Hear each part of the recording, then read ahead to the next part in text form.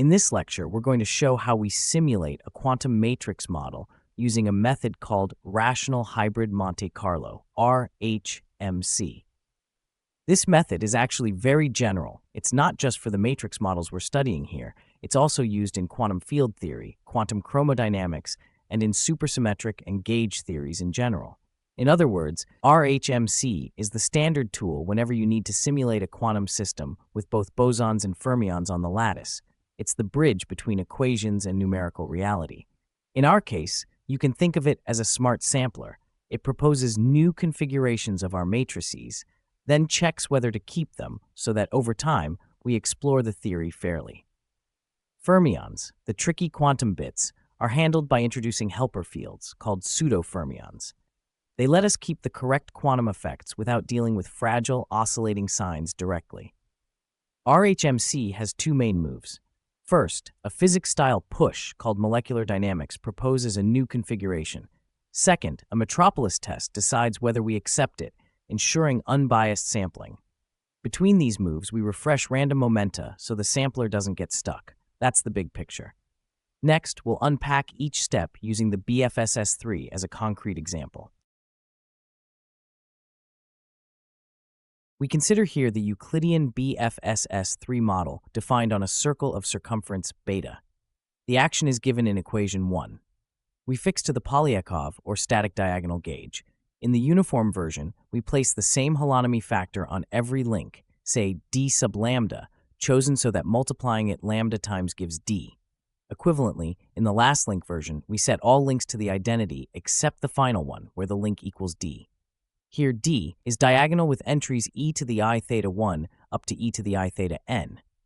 With this gauge choice, the lattice action is written as the sum of four pieces: S sub b for the bosonic part, S sub w for the Wilson improvement, S sub fp for the Pfaffian term, and S sub f for the fermions. The bosonic action is given in equation 4, while the Wilson and Pfaffian terms are given in equation 5. The backward and forward lattice derivatives are defined in equation 6, and the Laplacian is built from them, either as script d plus followed by script d minus, or equivalently script d minus followed by script d plus. The fermionic action on the lattice is presented in equation 7, while the corresponding free massless Dirac-Wilson operator is defined in equation 8. This is organized as a block matrix with upper right and lower left components called d tilde plus and d tilde minus. Each of these contains the forward or backward lattice derivative corrected by the Wilson term, that is d plus or d minus plus or minus the Wilson parameter r sub f times a over 2 times the lattice Laplacian. Next, we decompose the fermionic fields in the Gell-Mann basis. Each spinor component is expanded in terms of the group generators, ensuring the fields are traceless as required for color SUN. Finally, in the Polyakov gauge, the full holonomy is placed on the last link of the lattice. This defines the link adjoint metric, which we'll use to express the gauge covariant quantities in the following. The Gaussian part of the Dirac-Wilson operator, written in the matrix color basis, appears in equations 13 through 18. The corresponding Dirac potential, the commutator interaction in the same basis, follows in equations 19 and 20. Putting them together, the full Dirac-Wilson operator is the antisymmetric matrix script M, kinetic plus potential, with the Wilson improvement, as shown in equation 21. Because script M is antisymmetric, the fermionic path integral evaluates directly to the Pfaffian of script M, as indicated in equation 22.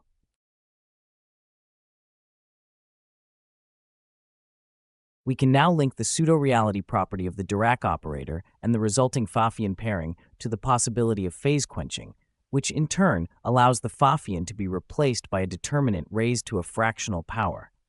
First, the reality relations, C3 times script V times C3 equals script V dagger, and script K sub W dagger equals minus script K sub W. Together they imply C3 script M C3 equals script M dagger. So script m dagger of x equals script m of tilde x, with tilde x defined as minus x1, x2. Second, Pfaffian pairing. We can check that Pfaffian of script m at tilde x equals the complex conjugate of the Pfaffian of script m at x. Third, because the bosonic action is even, S sub b of tilde x equals S sub b of x. The path integral effectively keeps the real part, re of Pfaffian of script m, at x times the Boltzmann weight. Fourth, there can still be a residual phase, the sign problem, encoded by absolute Pfaffian times cosine theta sub pf. In the phase-quenched approximation, we set cosine theta sub pf to 1. Finally, we trade the Pfaffian for a determinant. Absolute Pfaffian of script m equals determinant of delta to the 1/4, where delta equals script m dagger times script m. This is a positive quantity, which can be interpreted as a probability measure. Next, we introduce pseudo-fermions. The key identity is the absolute value of the Pfaffian of script m equals the determinant of delta to the 1/4, where delta is m dagger times m. We represent that determinant with a bosonic field xi. The weight is exponential of minus I dagger times delta to the power minus 1/4 times xi. Xi is our pseudo-fermion, a complex boson with the same quantum numbers as psi.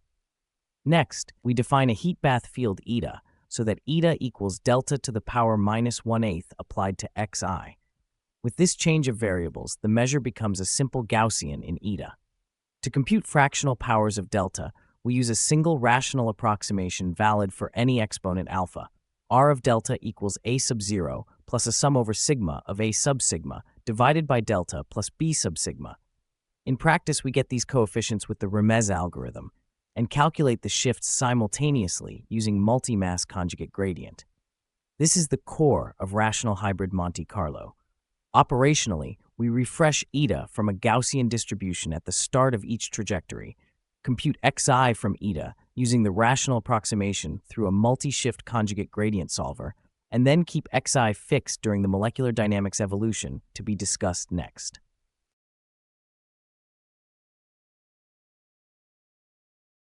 Next comes the molecular dynamics MD core of the rational hybrid Monte Carlo RHMC algorithm.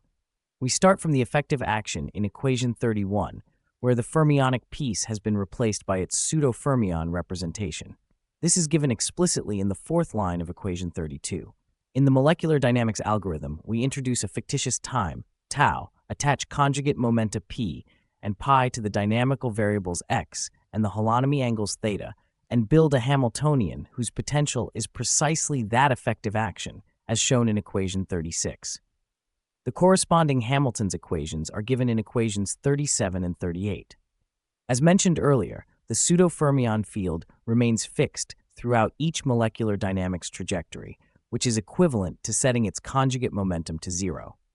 We then integrate Hamilton's equations using the leapfrog scheme to generate a proposed update of the fields x and theta, as detailed in equations 41 through 45. The rational hybrid Monte Carlo or RHMC algorithm consists therefore of the following 4 steps. First, initialization. We set the matrices x sub a of n and the holonomy angles theta I. We also generate the pseudo-fermion xi at the start of the trajectory and keep it fixed during the molecular dynamics step. Moreover, we draw the conjugate momenta p sub a of n and pi I from Gaussian distributions. Second, molecular dynamics. We evolve the system by integrating Hamilton's equations for x sub a, theta, p sub a, and pi, producing the primed configuration. We enforce the constraints that the trace of x sub a equals 0 and the sum of all theta I equals 0. This removes the center of mass modes, which have no action or restoring force, tend to drift, and are notoriously hard to thermalize. Third, Metropolis step. We apply the Metropolis test with acceptance probability W equals the minimum of 1 and e to the power of minus delta h, where delta h is the new Hamiltonian minus the old one. Fourth, heat bath. If the primed configurations are accepted, we refresh the corresponding momenta from fresh Gaussians to ensure decorrelation.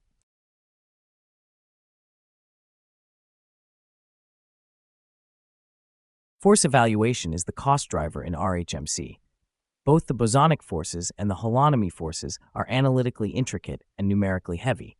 For the pseudo-fermionic contributions to the forces, we solve shifted linear systems built from the Hermitian positive operator delta equals script m dagger times script m.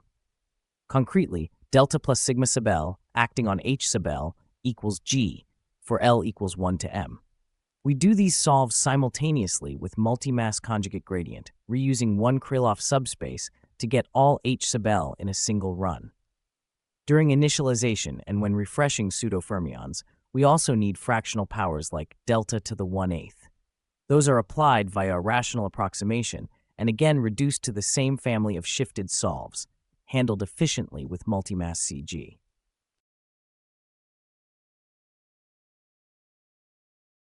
The RHMC algorithm is gauge covariant, ergodic, and numerically stable. It lets us sample the full supersymmetric BFSS matrix model non-perturbatively by representing the fermion determinant with pseudo-fermion fields.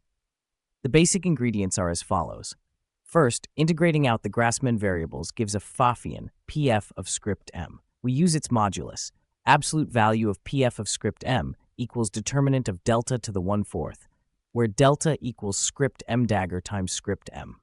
Next, we introduce complex pseudo-fermions xi, so that absolute Pf is proportional to the path integral over xi dagger xi, with weight e to the power of minus psi dagger times delta to the power minus 1/4 times xi. Fractional powers of delta are applied via a rational approximation computed with the Remez algorithm and evaluated efficiently using multi-mass conjugate gradient solvers. The most critical components of the rational hybrid Monte Carlo algorithm are the molecular dynamics evolution, which generates candidate configurations, and the Metropolis step, which decides whether those configurations are accepted. Together, they ensure stability, detailed balance, and correct sampling of the quantum ensemble. So we define an effective Hamiltonian, H equals 1/2 trace of P sub A squared plus 1/2 pi sub I squared plus S sub f of x, theta, and xi. Then we integrate Hamilton's equations with a leapfrog scheme. Each trajectory is then accepted or rejected by a Metropolis test, followed by a heat bath refresh of the momenta and of xi when needed.